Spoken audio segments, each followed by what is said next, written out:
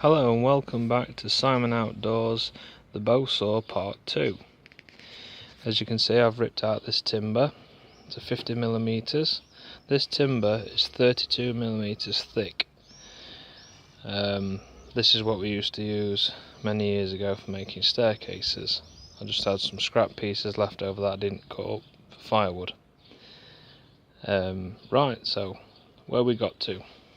On here, when this was laid out thicker, and I measured that I was going to have 50mm side rails, my hole was going to be 25mm in, so I've got some thickness. I've decided that I'm going to have a 15mm tenon.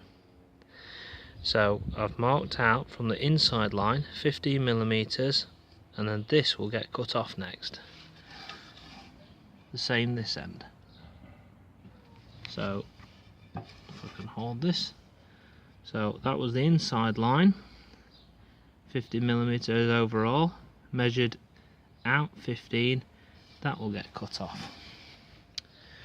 The bottom of the bow saw, where the blade is going to be bolted in, I've measured 25mm up and drawn a line, and obviously the same this side, so it's 25mm up, 25mm in. That's what I was trying to say, because it's the half, bang in the half, it's 50mm. I've decided to have a saw cut of 200mm. Now I know I'm only gaining 50mm, and that will stop me from folding it all together on itself while it's bolted up, but with that I can now cut a piece of timber 400mm wide by going all the way around. So I've gone 25mm in. Let's lay this tape out, it'll be a lot easier. Okay, let's get this tape on here, and then you can see. Okay, so I've got 25mm in at the end. I've measured up to 200, so that's going to be like my cut. I know it's just thereabout because the teeth are going to stick out a little bit from the middle of the blade, they'll stick out. So 200mm, then another 50, so this middle bar will mortise in here, then 200mm up. Okay, so I've got a 200mm spacing from there to there, and this side to this side, so it's equal. When I tighten it up, it'll pull balanced.